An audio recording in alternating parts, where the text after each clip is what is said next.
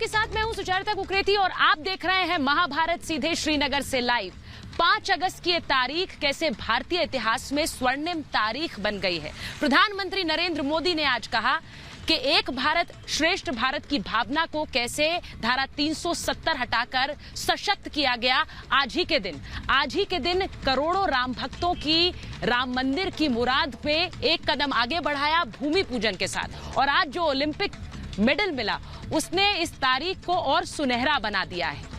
महाभारत आज श्रीनगर से लाइव आपके लिए लेकर आ रही हूं और सवाल पूछ रही हूं कि जब धारा 370 हट गई, राम मंदिर के लिए भूमि पूजन हो गया, लेकिन इस दौरान विपक्ष क्या सिर्फ सेल्फ गोल की सियासत में ही उलझा रहा? क्योंकि यही का कड़ा प्रहार आज प्रधानमंत्री नरेंद्र मोदी ने किया है विपक्ष पर। इसी पर कर रही हूं आज की महाभारत सीधे श्रीनगर से लाइव। पहले यह रिपोर्ट देखिए और फिर महाभारत। सदियों का इंतजार आज समाप्त हो रहा है। जय सिया राम।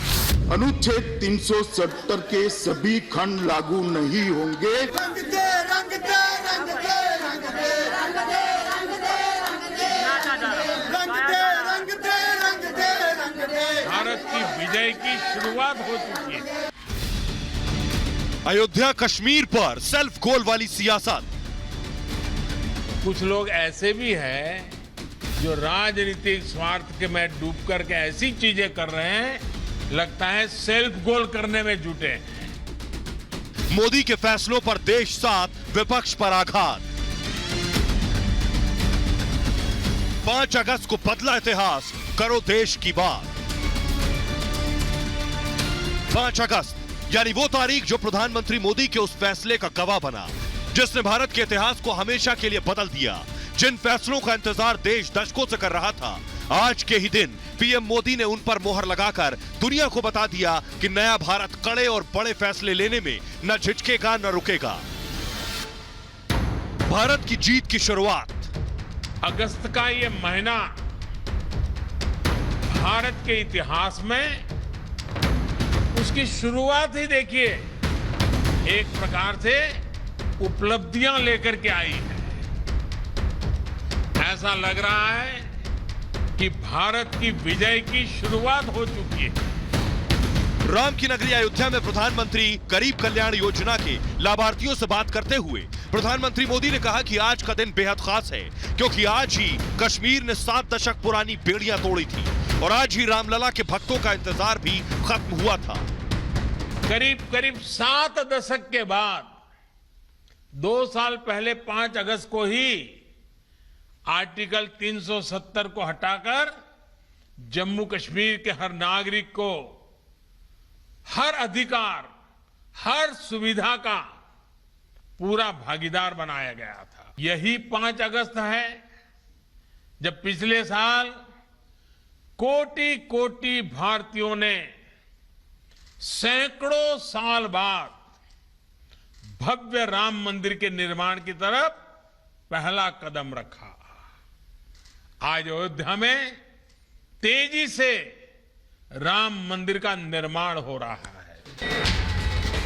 एक तरफ देश अनुच्छेद 370 के खात्मे के साथ ही एक देश एक विधान का सपना सच होने का जश्न मना रहा है, तो दूसरी तरफ कांग्रेस अंध विरोध की राजनीति करने में जुटी है। अयोध्या में पीएम मोदी ने आज विपक्ष की इस सियासत पर जमकर निशाना साधा। पीएम मोदी ने कहा कि एक तरफ हमारे युवा भारत के लिए उपलब्धियां हासिल कर रहे हैं, तो दूसरी तरफ कुछ लोग राजनीतिक स्वार्थ के चलते सेल्फ गोल कर रहे हैं। हमारे युवा भारत के लिए नई सिद्धियां प्राप्त कर रहे हैं, जीत का गोल के बाद गोल कर रहे हैं। तो वहीं देश में कुछ लोग ऐसे भी हैं जो राजनीतिक स्वार्थ के में डूब करके ऐसी चीजें कर रहे हैं, लगता है सेल्फ गोल करने में जुटे।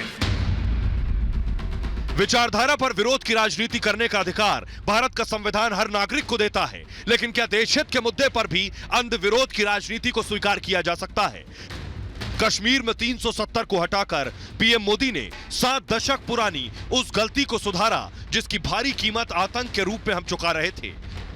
दूसरी तरफ राम मंदिर पर शीर्ष अदालत के फैसले के बाद भूमि पूजन का फैसला कर पीएम मोदी ने राम भक्तों की दशकों पुरानी मुराद पूरी की। जब देश मोदी के फैसले के साथ है तो विरोध करना क्या विपक्ष का सेल्फ गोल नहीं? इस देश की महान जनता ऐसी स्वार्थ और देश हित विरोधी राजनीति का बंधक नहीं बन सकता। ये लोग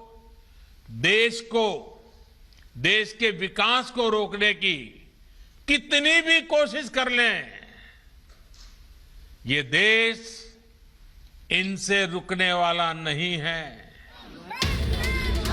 देश ने पीएम मोदी के फैसलों पर मुहर लगा दी है। अब गेंद विपक्ष के भाले में है। ऐसे में सवाल यह उठता है कि राजनीति के लिए राष्ट्रवाद पर सवाल उठाने वाला विपक्ष कहीं अपने ही गोल से ना हार जाए। Bureau report, Republic Bharat. और आज श्रीनगर से मैं सीधे आपके लिए महाभारत लेकर आ रही हूं। 5 अगस्त की वही स्वर्णिम तारीख आज है जिसका जिक्र प्रधानमंत्री नरेंद्र मोदी कर रहे थे। सवाल महाभारत में आज पूछ रही हूं, अयोध्या कश्मीर पर विपक्ष की सेल्फ गोल वाली सियासत है क्या? क्या ये दो बड़े मुद्दे हैं, दो बड़े फैसले प्रधानमंत्री नरेंद्र मोदी की सरकार के, लेकिन विपक्ष ने इस पर सेल्फ गोल किया। सवाल पूछ रही हूं, 5 अगस्त को बदला इतिहास, लेकिन विपक्ष किसके साथ?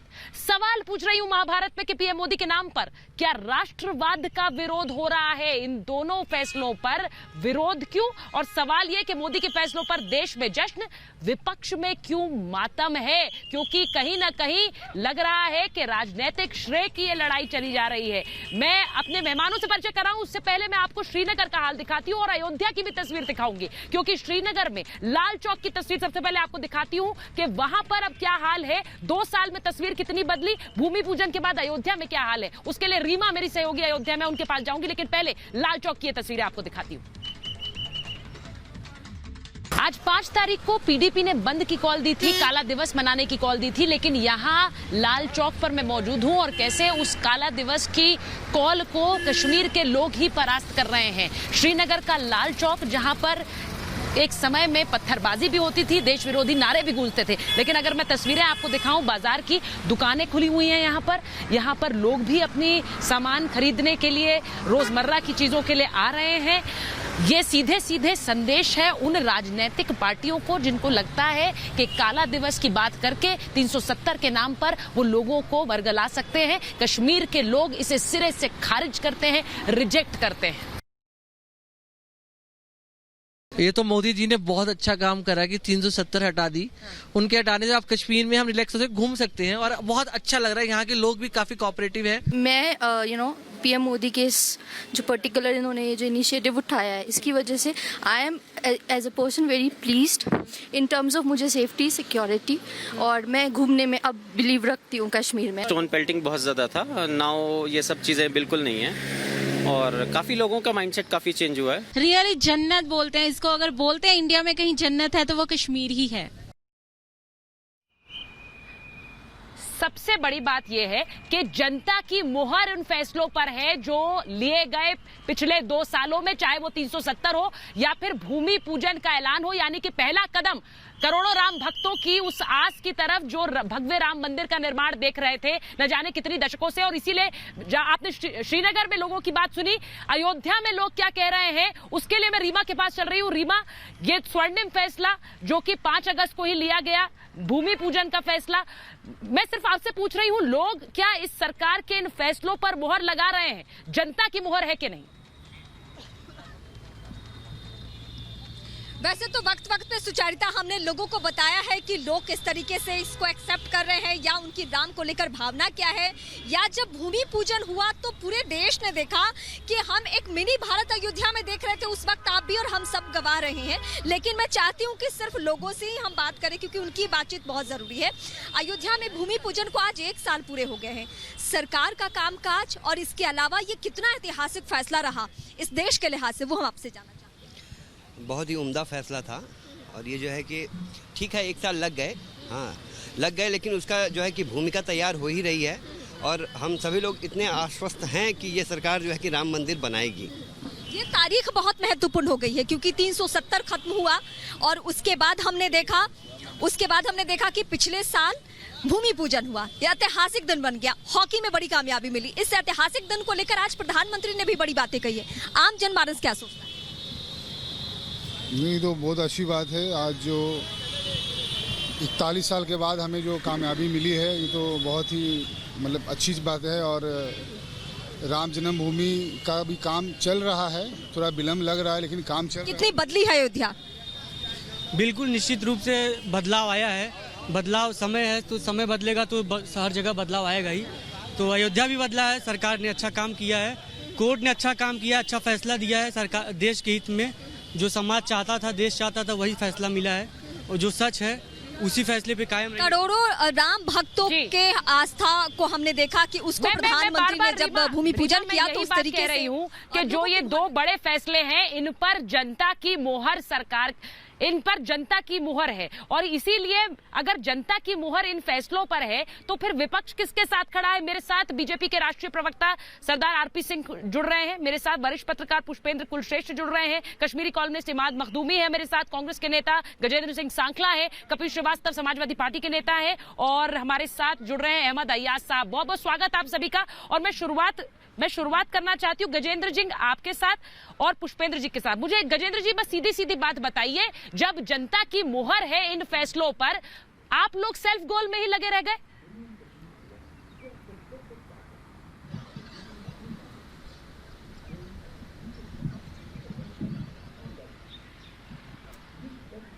ठीक है, गजेंद्र जी तक मेरी आवाज नहीं आ रही। मैं कपिल श्रीवास्तव के साथ शुरुआत कर रही हूँ। कपिल जी मुझे ये बताइए, यहाँ तो मेडल आ गया, खिलाड़ी मेडल ला रहे हैं, वो गोल कर रहे हैं, लेकिन आप लोग सेल्फ गोल ही करते रह गए इन फैसलों पर।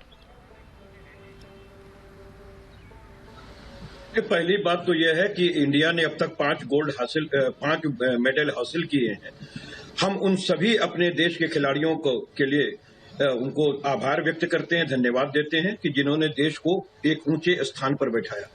लेकिन वहीं अगर सरकार इसका क्रेडिट ले रही है तो वो समझ में नहीं आता।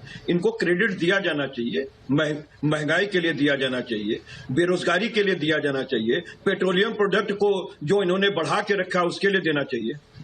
एक मिनट कपिल जी, तो ये सारी चीजें हैं, क्रेडिट इसका दिया जाना चाहिए। 370 हटाया किसने? किसने हटाया 370? आप कह रहे हैं कि अगर सरकार श्रेय ले रही है तो सर पहले भी सरकारें रही, 70 साल तक किसी ने तो नहीं किया। भ्रम फैलाया जा रहा है, इस पर भ्रम है। 370 धारा हटाना भ्रम हो गया। सर कश्मीर में खड़ी हूं मैं, क्या कह रहे हैं आप? 370 धारा हटाना भ्रम है क्या? सुचरिता जी, कपीश जी, नहीं ठीक, उसके भी जब नहीं, अभी तो अब नहीं सुन लें सुचरिता जी, जब आपने प्रश्न किया है तो सुन भी लें। ये डबल आवाज मेरे पास आ रही है, मेरे पास बहुत ज्यादा इको आ रही है, उसको ठीक कराइए, हम दे रहे हैं आपको। देखिए 370 तो हटा नहीं, मुझे भी ऐसे 370 का सब क्लास 2 सब क्लास 3 हटा है और 35A आदेश हटा है।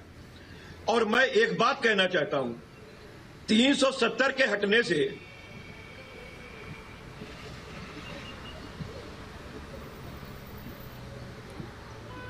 मैं पुष्पेंद्र जी के पास जा रही हूं। मैं ऐसे बात नहीं कर पा रही हूं क्योंकि बार बार डिस्टर्बेंस हो रही है। पीसीआर प्लीज इसे ठीक करें। मैं पुष्पेंद्र जी आपके पास जा रही हूं, मुझे ये बताइए श्रेय लेने की बात ही कहां है? अगर एक सरकार फैसले कर रही है, उन फैसलों पर जनता की मोहर लग रही है, तो सीधे सीधे रिपोर्ट कार्ड है सर। श्रेय की कहां से दौड़ आ गई? कोई है ही नहीं दौड़ में। देखिए, नहीं, मैं समझता हूं कि ये चाहते क्या हैं, किसको इसका श्रेय देना चाहते हैं? पाकिस्तान को देना चाहते हैं, अमेरिका को देना चाहते हैं, आईएसआई को देना चाहते हैं, किसको देना चाहते हैं? जो भारत में सरकार होती है उसी को होता है। सन 1971 की लड़ाई जीती बांग्लादेश से, सारा श्रेय इंदिरा गांधी ने लिया, तो किसी को कोई ऐतराज नहीं था। जो सत्ता में होता है उसके दौर में जो काम होंगे उसका श्रेय उसको मिलता है। तो यह कहना कि खिलाड़ी जो है वो सत्ता की वजह से खेल रहे हैं, भाई सत्ता ने वो माहौल बनाया, सत्ता ने मदद की, वो जीत रहे हैं इत्तेफाक से। मोदी जी आज प्रधानमंत्री हैं, तो यह क्या मतलब हुआ कि श्रेय कोई और लेगा? तो यह तो एक अजीब कंट्राडिक्टरी बात है। तो क्या समाजवादी पार्टी ने अपने जमाने जो काम करे थे उसका श्रेय किसी और को दे दिया था क्या? मुलायम सिंह को मिला होगा। अच्छे किए बुरे किए सब उन्हीं के खाते में जाएंगे। इस सरकार ने अच्छा किया बुरे इनके खाते में जाएंगे। तो श्रेय कोई और कहां से लेगा? वही लेगा क्रेडिट जो सरकार सत्ता पे होगा। इसमें तो कोई नई बात है नहीं। और सबसे बड़ी बात यह है, मैं कपिल जी आपसे पूछ रही हूं, उसके बाद गजेंद्र जी अगर जुड़ गए तो मुझे बताइए और फिर मैं जाऊंगी अहमद अय्याज साहब के बाद।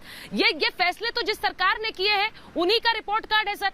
आप लोगों ने इतने साल क्या किया? आपने कभी कहा, आपकी पार्टी ने कभी कहा कि 370 हटनी चाहिए? कश्मीर एक है, भारत और कश्मीर एक है, क्यों है 370? आपने कभी कहा? मुझे ये बता दीजिए, कभी आप लोगों ने ये कहा कि नहीं राम मंदिर बनना चाहिए और उस राम मंदिर को लेकर आपने अपनी कभी आस्था रखी? जब कोर्ट का फैसला आ गया उसके बाद आपके नेता भी चाहने लग गए राम मंदिर।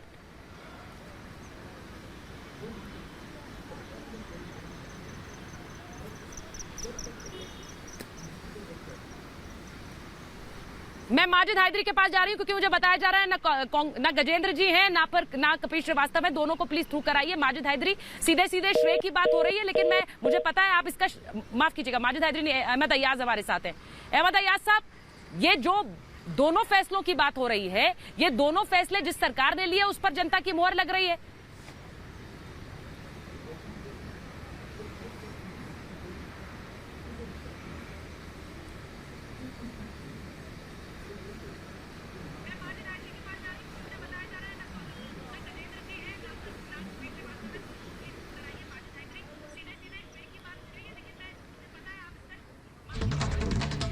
मैं आरपी सिंह जी के पास चली जाती हूँ, प्लीज मुझे पीसीआर जरा बताइए कौन कौन है। ऐसे में मैं एक बार आरपी सिंह जी के पास जा रही हूँ। आरपी सिंह जी, आज बड़ा दिन जब प्रधानमंत्री कहते हैं कि ये स्वर्णिम तारीख है, ये स्वर्णिम तारीख क्यों है? जब भारत के इतिहास की बात होगी तो 5 अगस्त की बात होगी और धारा 370 की बात होगी, राम मंदिर के भूमि पूजन और निर्माण की बात होगी।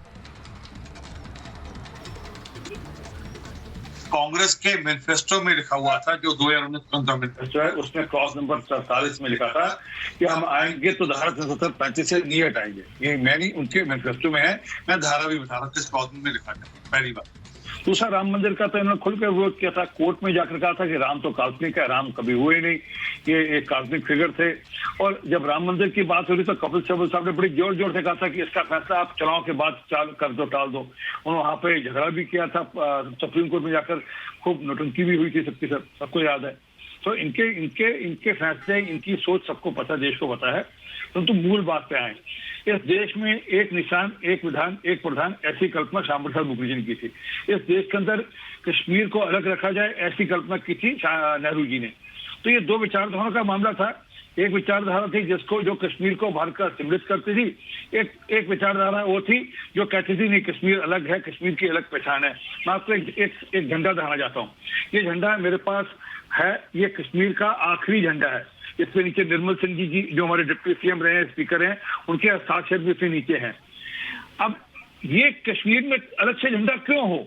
हमारा भारत का तिरंगा लहराना चाहिए। आज आप वहां घूम रहे हैं, वहां पर भारत का तिरंगा लहराया जा रहा है। वहां पर कहते थे कि भारत के तिरंगे के लिए कांदा देने के लिए लोग भी मिलेंगे, आज वहां पर अवाम भारत का तिरंगा लहरा रहा है।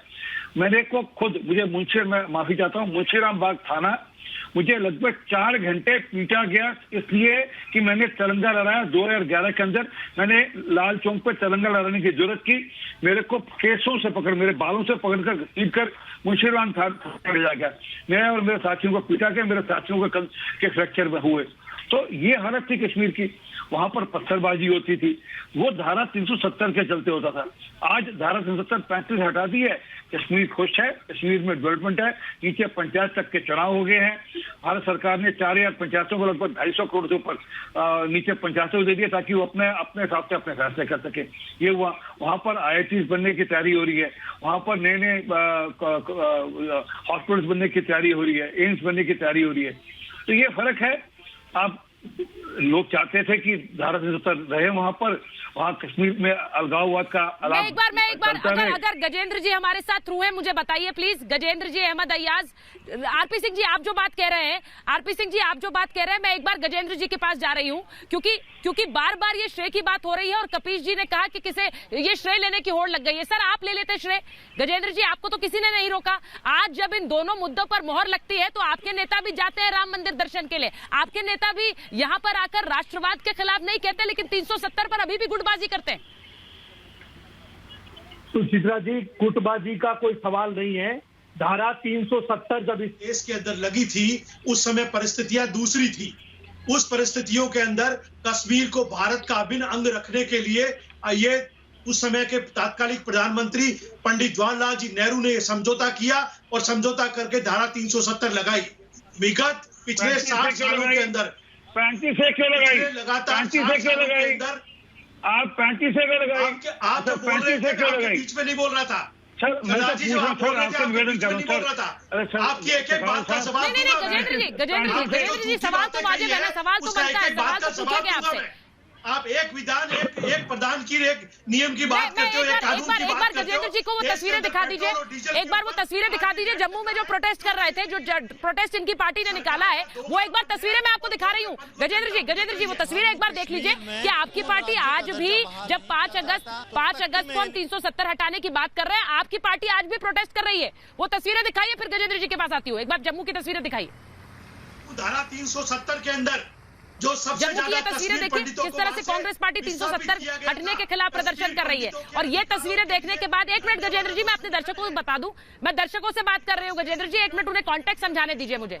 ये तस्वीरें आप ही की पार्टी के प्रदर्शन कर रहे हैं 370 हटने पर। अब मुझे ये बता दीजिए कि आप इसके साथ है या खिलाफ है, क्योंकि आप लोग अभी भी कंफ्यूज स्टेट में है सर। गजेंद्र जी तो फिर पूछिए ना सवाल पूछिए आप आरपी सिंह जी से। आप मुझे अपना स्टैंड बताइए। अगर नहीं करा पाए वो कश्मीरी पंडितों की वापसी, तो आप उनसे सवाल पूछिए, लेकिन 370 पर स्टैंड तो क्लियर करिए सर। पंडितों के रिहेबिलिटेशन की जो एसोसिएशन है उसके अध्यक्ष सर आप ये बताइए, आप कश्मीर में कौन सा झंडा चाहते हैं? कश्मीर में कौन सा झंडा चाहते हैं? रोजगार देने की बात करते हैं। वो कहते हैं कश्मीर पंडितों को या तो अपनी उन्होंने हमारे श्यामा प्रसाद मुखर्जी की सोच के हिसाब से कश्मीर में तिरंगा लहराना चाहिए। गजेंद्र जी मुझे लगता है बहुत आराम से एक एक करके मैं आपसे सवाल पूछती हूँ, आप अपना स्टैंड बता दीजिए सर, क्योंकि यहाँ पर अगर आप श्रेय की लड़ाई की बात कर रहे हैं तो सर स्टैंड तो बताना पड़ेगा आपको। सर मैं गजेंद्र जी आपसे पूछ रही हूँ, एक मिनट आरपी सिंह जी ने जवाब दे रहे दीजिए। ये सीधे सीधे बता दे कि ये इस प्रदर्शन के साथ है, इस विरोध के साथ है, या फिर 370 के साथ है, मुझे ये बताइए। लागू करने की बात है और इसके अंदर कांग्रेस सहमत है। हाँ, और सर विश्वास में लेकर क्या कहा जाता कि 370 हम हटा रहे हैं, आप हमारे साथ आइए। 370 हम हटा रहे हैं, आप हमारे साथ आइए। जहां पर दशकों तक राजनीतिक पार्टियों ने सिर्फ वर्गलाया है और सिर्फ ये कहा है आजादी यही चाहिए, लोगों को यही बताया कि इसके अगर ये नहीं होगी तो आपका भविष्य नहीं है। इसका प्रोविजन था कि हम वहां की जनता को अपने पक्ष में लेकर उनको सहमत करके उसके बाद लागू करेंगे, कोई भी बात लागू करेंगे। तो आज 2020 के अंदर भी लगातार आप झूठ बोल रहे हैं, आतंकवादी सुनिए, मैं एक बार पुष्पेंद्र जी के पास जाऊंगी, उसके बाद इमाद मखदूमी के पास पहले जा रही हूँ। मखदूमी साहब, हाँ एग्जैक्टली मैं मखदूमी साहब, ये जो कह रहे हैं, इनके कहने और कथनी और करनी में इतना फर्क क्यों है? मैं तो सीधा स्टैंड पूछ रही हूँ, और आज के दिन आप स्टैंड नहीं बताएंगे तो कब बताएंगे? आप ये बीच के ये बॉर्डर पर खड़े रहने वाली सियासत कब तक करते रहेंगे? देखिए मैं आपको सबसे पहले तो बताऊं, ये जो कांग्रेस और जो बाकी पार्टीज़ है, इन्होंने कश्मीरियों को पिछले 70 साल में इसी डिलेमा में रखा और उनको जो है कभी क्लैरिटी नहीं दी कि वो जो है भारत के एक अटूट अंग हैं। तो उसमें मैं ज़्यादा जानना नहीं चाहता हूँ कि इन लोगों की सियासत क्या है या 370 क्यों हटाया गया, क्या नहीं था। लेकिन एज़ अ कश्मीरी मैं आपसे कहना चाहता हूँ कि जो है 370 हटाने से पहले जम्मू कश्मीर में एक जो है बड़ी होपलेसनेस थी, और जो यहाँ का सिस्टम है वो बड़ा क्रिपल हो गया था। टेररिज्म पीक पे था, एक्सट्रीमिज़म पीक पे था, करप्शन पीक पे था, और 370 के आड़े जो है जो यहाँ के सियासी पार्टीज़ है, चाहे वो नेशनल कॉन्फ्रेंस, पीडीपी, कांग्रेस या बाकी सारी पार्टीज़ है, इन्होंने लोगों के साथ यहाँ पे बड़ा इस्तेसाल किया। तो अब जो है 370 क्यों हटाया गया, क्या हुआ क्या नहीं हुआ, उन सब चीज़ों में मैं जाना नहीं चाहता हूँ। लेकिन 370 हटाने के बाद मुझे लगता है कि आज 2 साल हो गए हैं, 2 साल के बाद उनमें जाना भी नहीं है, क्योंकि हम ये कहते हैं कि जम्मू कश्मीर एक राष्ट्र वाला जो एक सोच थी उसको सशक्त करने के लिए ये जरूरी था।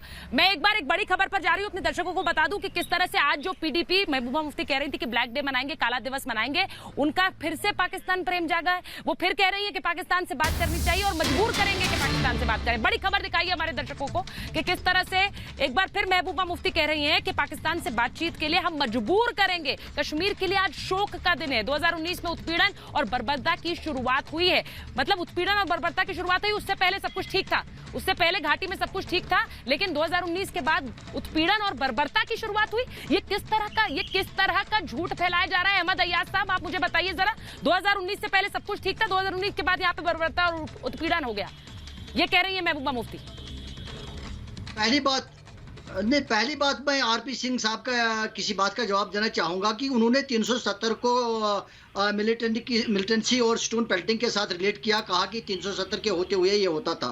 उनको पता होना चाहिए 370 1947 से चलता आया है, और जो पत्थरबाजी मिलिटेंसी जो हुई वो 1947 में कभी 370 लागू नहीं हुआ सर, 1947 में लागू नहीं हुआ, 1951 के बाद सर इतिहास को भी आप पुनः लिख दीजिए। ठीक है, इतिहास को भी पुनः लिखिए। जब महाराजा हरि सिंह मेरा पॉइंट कहने का है, तब धारा 73 की बात नहीं थी। आप जब आप पकड़े जाते हो, शेख अब्दुल्ला के प्रति आप जब पकड़े जाते हो, 370 आया। आपकी जब गलतियां पकड़ी जाती हो, आप शोर करते हो, आप सुनते नहीं हो किसी को। ये जो मिलिटेंसी है, मिलिटेंसी जो है वो 1919 में हुई, वो 90 से हुई, 1990 से हुई मिलिटेंसी शुरू, और 370 जो है वो आपके हिसाब से 1951 से हुआ। तो इसको आप कहाँ रिलेट करते हो? मैं आपसे अब सीधा सवाल पूछ रही हूँ, क्योंकि आप लोगों की कोशिश ये रहती है कि आप लोगों की कोशिश कहती है कि सवाल जिस पर आप फंसे आप उसे डक कर लें, और आप दूसरे की कही बात पर पहले उनका जवाब दे देता हूँ, इनका जवाब दे देता हूँ। मैंने आपसे पूछा 2019 से पहले सब कुछ ठीक था, उसके बाद बर्बरता और उत्पीड़न शुरू हो गया, क्योंकि यही कह रही है महबूबा मुफ्ती। ये हुआ है क्या? बिल्कुल, कुछ भी कह देंगे। नहीं, सही तो भी है। सुनिए क्या हुआ, क्या सही है, क्या सही है मुझे बताइए ना। 2019 से पहले सब कुछ ठीक था, अब उत्पीड़न हो गया, बर्बरता हो गई, किसके साथ? 370 के होते हुए मिलिटेंसी नहीं हुई, मिलिटेंसी 90 में शुरू हुई, और 370 बहुत पहले से था, तो तब तो कोई मिलिटेंसी नहीं थी। 370 के बाशिंदे हैं ना, ये क्या बातें कर रहे हैं? नहीं थी, ये सिर्फ 1990 में मिलिटेंसी शुरू हुई। तो अच्छा, आप ये कह रहे हैं कि सब कुछ ठीक था, कोई आतंकवाद नहीं था, कोई आतंकवाद नहीं था, सब ठीक था। अहमद अय्याज साहब, ये कौन सा पाठ पढ़ा रहे हैं? ये कौन सा पाठ पढ़ा रहे हैं? वही पाठ जो 70 साल तक पढ़ाया गया, उसी को फिर से आपने कहा कॉपी बुक खोल देता हूँ, वही पढ़ाता हूँ फिर से, क्योंकि मुझे तो यही पाठ अच्छा लगता है, मैं यही पढ़ाऊंगा। मिलिटेंसी का एक वाक़ा बताइए, 90 से पहले हुआ हो, एक वाक़ा बताइए। अगर आरपी सिंह साहब को इतना नहीं, मुझे पहली बात तो मेरे लिए तो ये आतंकवाद है, मेरे लिए तो ये आतंकवाद है। मैं इसको आतंकवाद कहती हूँ। सर आतंकवाद कहिए आप भी, ये आप बार बार जो मिलिटेंसी कहते हैं, मैं इसको आतंकवाद कहती हूँ। मुझे ये बता दीजिए कि आप ये 370 से पहले वाली जो गोली है ये फिर से खिलाना चाह रहे हैं। आपको लगता है वही पाठ पढ़ाए हम, लेकिन सर कोई पढ़ने वाला नहीं, कॉपी बंद कर दी लोगों ने, कॉपी बंद कर दी है लोगों ने। 90 के बाद ये मिलिटेंसी शुरू हुई, जो भी आप कहेंगे, पुष्पेंद्र जी के पास जा रही हूं, और 35 ए भी 1970 पहले तो इनको मिलिटेंसी, ये बार मिलिटेंसी कहते हैं, वो 1927 से है, और 35 ए के अंतर्गत जो पुष्पेंद्र जी मुझे ये बताइए कि ये जो इतिहास पढ़ा रहे हैं ये वही वाला है ना जो 70 साल तक पढ़ाया गया कि सब कुछ ठीक है, सब कुछ ठीक है, लेकिन 370 हट जाएगा तो आग लग जाएगी, जल जाएगा कश्मीर।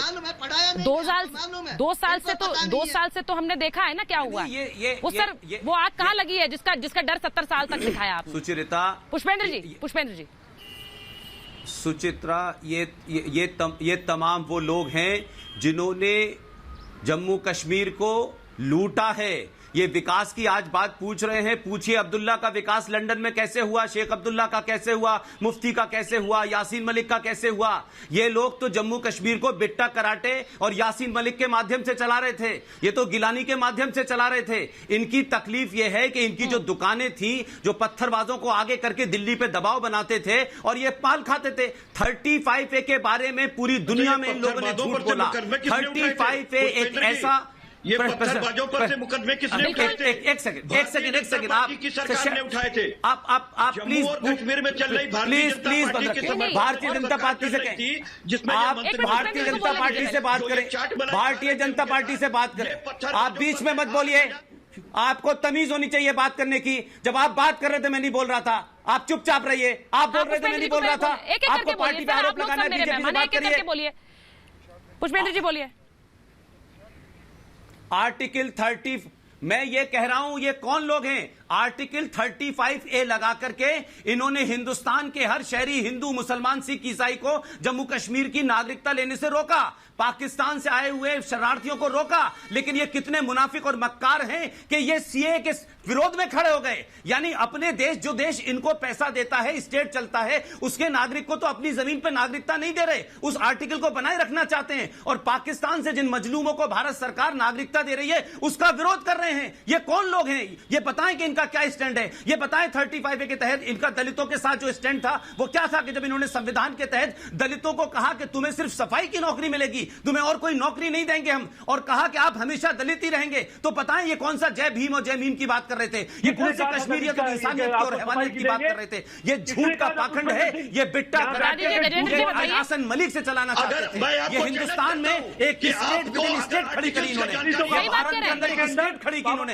ये अयाज जैसे मक्कार और मुनाफिक लोग, ये वो लोग हैं। एक सेकंड, मैं कश्मीर से आज इसलिए बोल रही हूँ, 5 अगस्त की तारीख है, लेकिन 5 अगस्त की तारीख सर, एक मिनट एक बार कपीश जी के पास चली जाती हूँ, क्योंकि 5 अगस्त आपको पार्टी की दुकान चलानी है, सफाई का काम देंगे। आपको अगर कोई मैं सुनिए, मैं एक बार कपीश जी के पास जा रही हूँ। दलितों को सफाई का काम देंगे, ये तुम्हारी सोच है। पार्टी में तुमने जैसे लोग थे, पटेल साल तक दलितों को मंदिरों से दूर रखा, हिंदू होने से दूर रखा। नहीं तो उनकी सोच को करेक्ट करिए, उनकी सोच को करेक्ट कर दीजिए। एक मिनट, मैं एक बार कपीश जी के पास जा रही हूँ। कपीश जी क्या ये हकीकत नहीं है? एक सेकंड, क्या ये हकीकत नहीं है कि जब तक मंदिर पर कोई फैसला नहीं आया आप लोग चुप रहे? आप लोगों ने अपना स्टैंड तक नहीं बताया कि अयोध्या में मंदिर हो के ना हो, लेकिन जब कोर्ट का फैसला आया उसके बाद आपके नेताओं ने लाइन लगाई कि चलिए भाई हम मंदिर दर्शन कराएं, क्योंकि अब लगा कि श्रेय तो किसे मिलेगा? श्रेय तो उसे मिल जाएगा जो भूमि पूजन करा देगा। ये सच्चाई है कि नहीं है कपीश जी?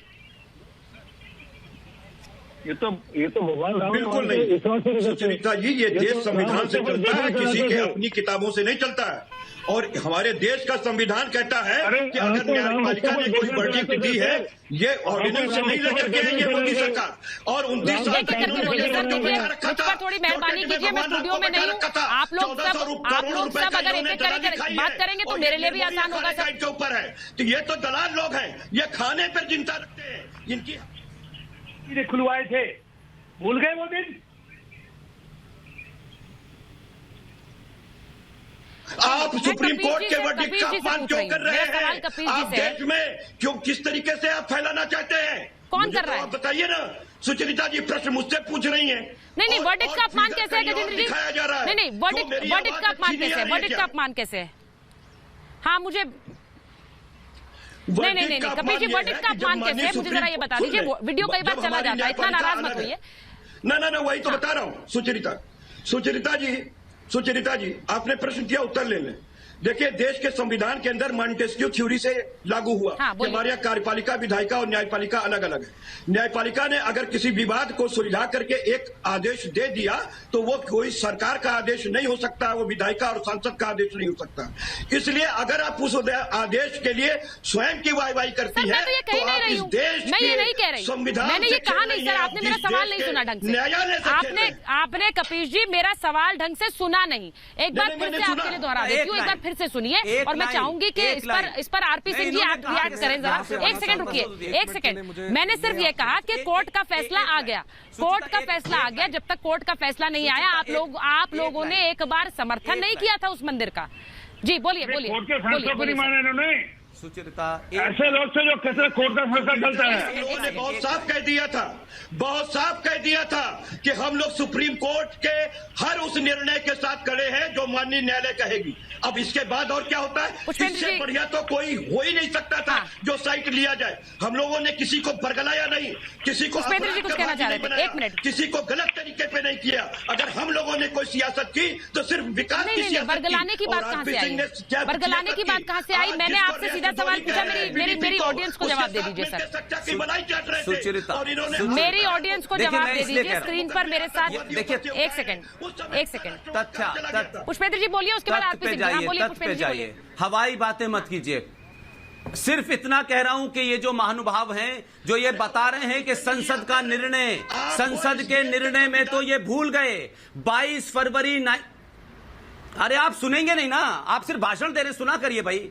22 फरवरी 1994 को नरसिम्हा राव ने सर्वसम्मति से दोनों सदनों में यह कहा और यह पारित हुआ कि जम्मू कश्मीर में भारत और पाकिस्तान के बीच एक ही मसला है, एक ही झगड़ा है। और झगड़ा यह है कि जो पाकिस्तान ने जिस जम्मू कश्मीर पे कब्जा किया है उसे भारत को लेना है। यह भारत की संसद ने प्रस्ताव पारित किया था। बताइए 94 के बाद से कब से कांग्रेस सरकार ने इस संसद के प्रस्ताव को लागू किया? आप झूठ बोलते हैं। इनके प्रधानमंत्री का प्रस्ताव है, ये दोनों सदनों में पूरी उससे पास हुआ था, तो आपने लागू किया। आप तो कह रहे हैं सरकार से बड़ी संसद है, तो संसद का भी आपने अपमान किया। आप क्या बात कर रहे हैं? आप जाइए 22 फरवरी 1994 को, आपको पता ही नहीं है, आप सिर्फ तथ्यों पे बातें कह रहे हैं और कुछ नहीं कह रहे।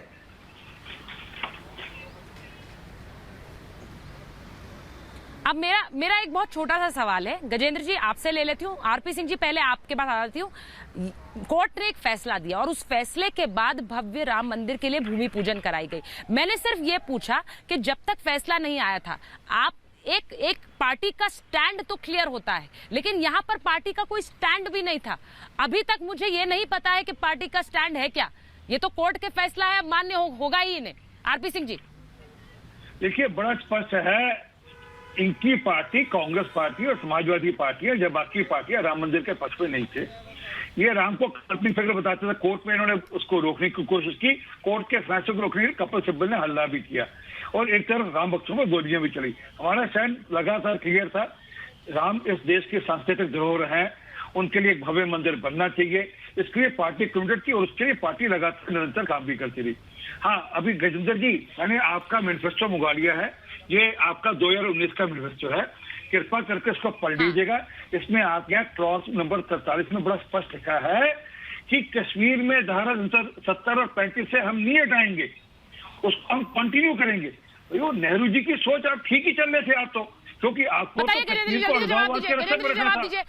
जी जवाब दीजिए। तो तभी तो प्रोटेस्ट कर रहे हैं सर, तभी तो जम्मू में प्रोटेस्ट हो रहा था। 370 लगातार 60 सालों के अंदर एक करके उसके सारे पहलू क्लियर हो चुके हैं। दूसरी बात यह है, राम मंदिर की जहां तक बात कही है, राम मंदिर के अंदर तमाम लोग इस बात पर सहमत थे कि सुप्रीम कोर्ट का जो भी फैसला आएगा उसमें हम सब सहमत हैं। लेकिन जिस तरह से आरएसएस सर नहीं, मैंने स्टैंड पूछा, स्टैंड आपने अभी तक नहीं बताया। आप ये घुमा फिरा के बोल रहे हैं, वो तो कम दरों पर नहीं, आपने घुमा फिरा के 5 साल में ये हुआ, ये सब नहीं सर। स्टैंड क्या था, स्टैंड क्या है? इमाद मखदूमी साहब लास्ट कमेंट। इमाद मखदूमी साहब इस बात को नहीं सर, स्टैंड तो होना चाहिए। मैं अब सियासत में जाना नहीं चाहता हूँ। खड़े हो सकते हैं। देखिए, मैं सियासत की बात करूंगा नहीं, मैं सिर्फ आप लोगों से इतनी बात करूंगा कि पिछले 70 साल से कश्मीरियों के साथ जो इस्तेसाल हुआ है, वो आज जो है 370 हटाने के बाद, आज 2 साल के बाद यहाँ लोगों के अंदर एक होप है, एक पॉजिटिवनेस है, सिस्टम में एक अकाउंटेबिलिटी है, और पाकिस्तान के जितने भी जो यहाँ पे कॉन्फ्लिक्ट के एसोसिएट थे उन सबको जो है डिसमेंटल कर दिया गया है। और जो है उस होप को बनाए रखना है, उस होप को, उम्मीद को बनाए रखना है। और 2 साल हुए हैं, 2 साल और भविष्य अभी आगे है, और वो भविष्य उज्जवल है। इसीलिए उस होप को, उस उम्मीद को बनाए रखें। महाभारत में श्रीनगर से मेरे साथ इतना ही। बहुत बहुत धन्यवाद आप सबका।